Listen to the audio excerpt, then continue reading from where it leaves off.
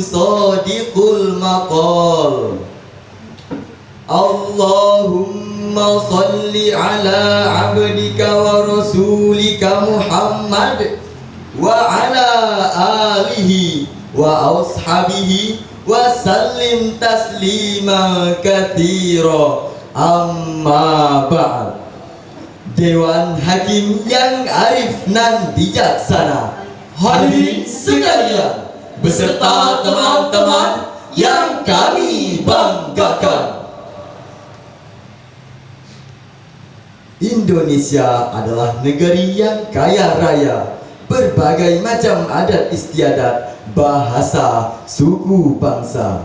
Negeri yang sangat mempesona dengan alam yang indah serta berbagai macam flora dan fauna.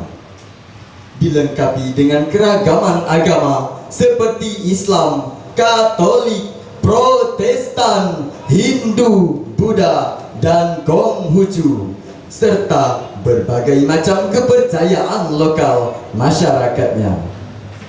Agus Ahmadi dalam sebuah tulisannya Religious Moderation in Indonesia's Diversity 2019 mengatakan bahwa keragaman budaya atau multikultural merupakan sebuah peristiwa alami yang terjadi di dalam komunitas masyarakat Indonesia. Lebih jauh, Muhammad Quraish Shihab dalam bukunya Secercah Cahaya Ilahi, Hidup Bersama Al-Quran mengatakan bahwa keanekaragaman dalam kehidupan merupakan sebuah keniscayaan yang dikehendaki Allah, termasuk perbedaan pendapat, bahkan keanekaragaman tanggapan manusia menyangkut kebenaran kitab suci, penafsiran kandungannya, bahkan bentuk pengamalannya. Dalam praktek keagamaan, terkadang sebagian kelompok meyakini bahwa keyakinannya lah yang sudah dijamin kebenarannya. Faham dan keyakinan orang atau kelompok lain adalah salah. Dalam konteks inilah diperlukan cara pandang kita untuk beragama secara moderat, yakni dengan mengamalkan ajaran agama dengan tidak ekstrim kanan maupun ekstrim kiri. Sikap dan cara pandang ini lazim kita kenal sekarang dengan moderasi beragama. Lalu, apa sesungguhnya moderasi beragama itu? Bagaimana implementasinya dalam kehidupan antar sesama? Hadirin, pada kesempatan yang berbahagia ini, dalam musabaqah syarhil Quran, tergugah hati kami bertiga untuk menyampaikan syarahan dengan judul Moderasi Beragama dalam Kehidupan Antar Sesama. Sebagai landasan awal, firman Allah di dalam Al-Quran penggalan dari surah Al-Baqarah ayat 143 yang akan dilantunkan oleh qori kami berikut ini.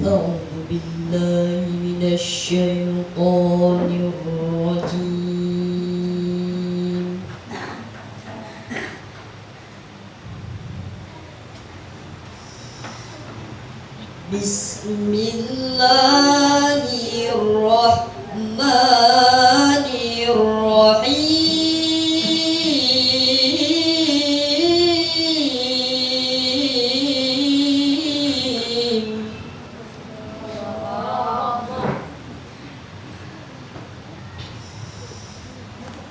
Wa kadzalika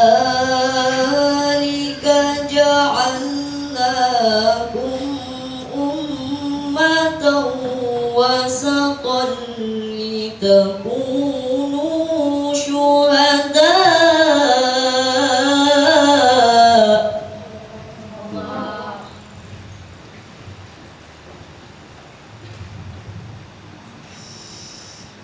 litakunu syuhada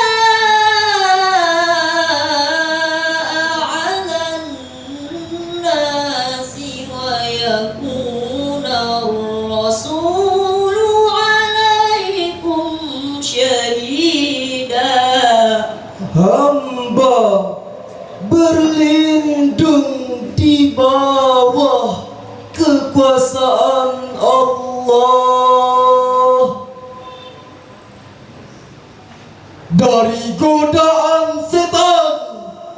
yang terkutuk dengan menyebut nama Allah yang Maha Pengasih lagi Maha Penyayang. Demikian pula kami telah menjadikan kamu umat Islam, umat pertengahan, agar kamu menjadi saksi atas perbuatan manusia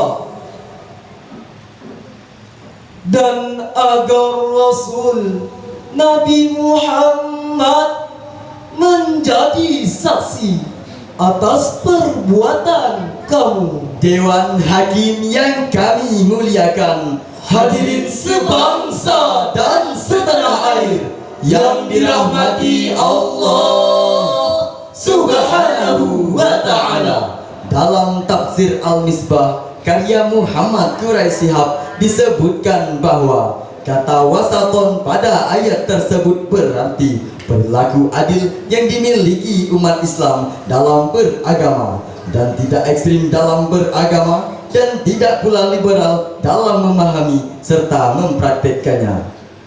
Lebih jauh, kata beliau, Islam itu mengedepankan esensi dalam beragama, bukan hanya simbol-simbol dan covernya saja.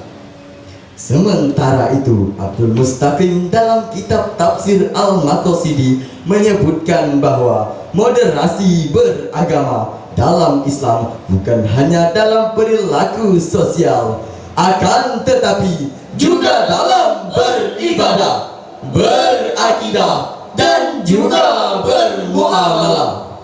Para ulama sepakat bahwa karakter Islam adalah agama yang moderat, agama yang tidak ekstrim dalam memahami teks sehingga berujung pada tindakan ekstremis, radikalis, dan bahkan fundamentalis.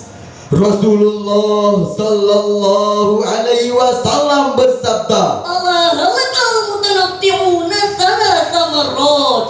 Rawahu Muslim an Ibnu Mas'ud. Ketahuilah, akan biasa orang-orang yang berlebihan atau melampaui batas dalam beragama. Nabi mengulang-ulang ucapan tersebut sebanyak 3 kali berturut-turut. Hadis riwayat Muslim dari Ibnu Mas'ud. Lantas hadirin, pertanyaannya sekarang adalah, bagaimana sikap ideal yang seharusnya ditampilkan umat Islam saat ini, baik dalam hal beragama maupun dalam seluruh aktivitas mereka? Jawabannya adalah dengan menjadi muslim yang mutawassit, yakni seorang muslim yang berjiwa pertengahan. Dalam arti kita harus bijaksana dalam beragama, bijaksana dalam membaca, menelaah, dan mengamalkan ajaran agama kita secara komprehensif atau menyeluruh, baik itu dari teks-teks ayat Al-Quran, hadis-hadis Nabi Sallallahu Alaihi Wasallam, ataupun ijma' para ulama. Seringkali seseorang dibenci karena faktor etnis, agama, gender, dan lain-lain, yang sering dilupakan bahwa sisi seseorang sebagai sesama manusia yang seyogyanya saling menghormati sering terlupakan, tertutup oleh baju etnis, agama, gender, dan lain-lain. Padahal di dalam Al-Quran sudah jelas disebutkan bahwa perbedaan itu justru agar manusia saling mengenal antara satu dengan yang lainnya. Sebagaimana dalam Al-Quran surah Al-Hujurat ayat 13 yang akan dilantunkan oleh qori kami berikut ini. Ya ayyuhan nasu inna khalaqnakum min dzakarin wa untha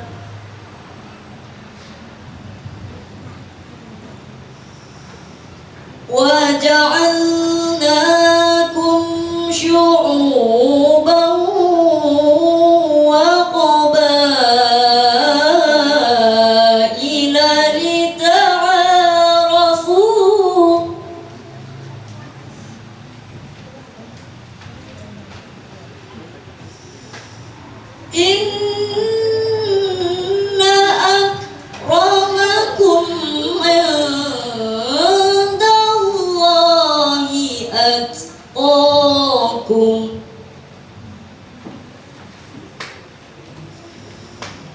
إن الله عليم خبير